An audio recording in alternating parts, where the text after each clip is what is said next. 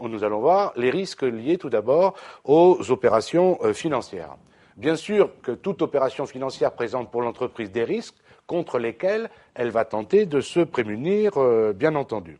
Et on appelle, si vous voulez, globalement risque de marché l'ensemble des risques dus aux variations de cours sur le marché financier et le marché d'échange. Bien entendu, les opérations financières comportent évidemment d'autres risques. Donc, le risque de marché. Alors, qu'est-ce que c'est que le risque de marché? C'est le risque lié à la variation du cours ou du prix d'un bien. Est-ce qu'on est bien d'accord? C'est ça qu'on appelle le risque de marché. Sachant que le bien peut être évidemment soit une créance, donc à ce moment-là, il y a risque de taux d'intérêt, soit une devise, soit risque de change.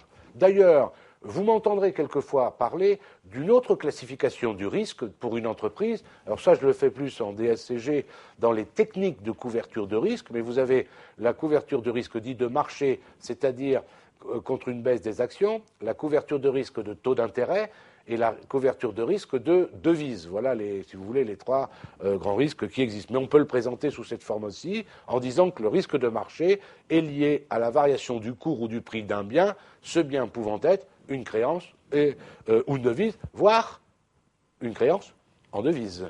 On est d'accord. À ce moment-là, c'est associé, bien sûr. Le risque de taux d'intérêt. D'abord, la définition. Le risque de taux d'intérêt est celui que fait courir au porteur d'une créance ou d'une dette l'évolution ultérieure des taux. Forcément, comprenez bien, vous avez deux types d'intérêts. Vous avez le taux fixe et le taux variable. Alors parlons des emprunts. Donc vous avez des emprunts à taux fixe et des emprunts à taux variable. Vous êtes une entreprise. Vous avez emprunté à taux fixe. Quel est le risque que vous avez? Alors certains d'entre vous, je lis dans leurs yeux, mais donc je n'ai pas de risque puisque c'est à taux fixe. Donc je risque rien puisque je sais à l'avance combien je vais payer de taux d'intérêt. Et si vous avez un risque, si les taux d'intérêt baissent, vous ne pouvez pas en profiter. Vous comprenez ce que je veux dire? C'est un risque d'opportunité, est-ce que vous comprenez? Par contre, si vous avez fait un emprunt à taux variable, alors ça vous le comprenez immédiatement, emprunt à taux variable, si les taux d'intérêt augmentent, bien entendu, le risque est là, puisque vous verrez la hauteur, évidemment, de vos annuités de remboursement augmenter par l'intermédiaire des intérêts, bien entendu. D'accord? Les autres risques liés aux opérations financières. Alors, le risque, évidemment, de crédit. Alors, qu'est-ce que c'est que le risque de crédit? On appelle aussi le risque de défaut ou le risque de contrepartie. Ça résulte de quoi? Pour un créancier, de voir son débiteur dans l'impossibilité de lui régler sa dette. Est-ce que vous êtes d'accord? Soit parce que le débiteur est personnellement insolvable, soit qu'il est dans un pays en cessation de paiement. Ce qui peut exister, malheureusement. Ça s'est vu dans l'histoire. Écoutez, on va faire comme ça. Imaginez que avant l'attaque de l'Irak par les États-Unis, par exemple, ou un autre pays, je prends l'Irak parce que ça me vient, vous pouviez avoir, vous, Français, par exemple, des clients irakiens. Bon, tout est bombardé le lendemain, qu'est-ce que vous allez faire? D'accord? Ça, c'est ce qu'on appelle, vous voyez, le risque de crédit, c'est le risque de voir un de ces clients qui ne vous paye pas. Vous avez aussi ce qu'on appelle le risque de liquidité. Alors, c'est quoi le risque de liquidité? C'est pas tout à fait la même chose que le risque de crédit.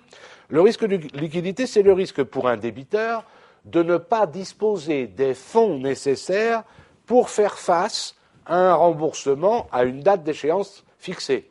Ça ne veut pas dire que vous paierez jamais. Ça veut juste dire que vous risquez de ne pas avoir les fonds nécessaires à une date d'échéance, par exemple, de remboursement d'un emprunt. Un risque, ce qu'on appelle technique. Alors celui-là, vous n'y pensez pas souvent, mais il faut en tenir compte. Ça arrive malheureusement dans toutes les entreprises. Il ne faut pas se cacher derrière son petit doigt. Le risque technique, on appelle aussi le risque administratif, est lié au manque de compétences des hommes ou à l'insuffisance de l'équipement, qu'il soit informatique ou tout ce que vous voulez, qui permettrait de réagir rapidement soit une information qui arrive, soit un événement qui arrive. D'accord? Ça, c'est ce qu'on appelle le risque technique. Oui, il y a des entreprises. Alors, je ne dis pas qu'elles sont dirigées par des incompétents. Je ne vais pas dire ça ni à le prétendre. Mais des entreprises, en fait, dont l'encadrement n'est pas suffisamment compétent. Oui, ça existe. D'accord? Ça, c'est bien un risque. Ou alors, dans le même esprit, des entreprises qui rechignent à investir dans des outils d'aide à la gestion, d'aide à la décision qui permettraient d'optimiser leur gestion. Enfin, il y a des risques dits juridiques. Alors là, je ne vais pas rentrer dans les détails parce que vous allez comprendre tout de suite, ce n'est pas l'objet de ce cours, mais le risque juridique, c'est parce que quelquefois, vous avez des règles qui sont très juridiques, j'entends, donc qui sont très ambiguës, très compliquées. Par exemple, avec les problèmes de capacité juridique des opérateurs, des problèmes de mode de preuve, des procédures de redressement ou des procédures de liquidation judiciaire, etc., etc. Vous voyez, il y a quelquefois des risques juridiques parce que c'est très complexe d'essayer de régler certains problèmes. Donc ça, ce sont, d'une façon, j'allais dire générique, les risques liés aux opérations financières.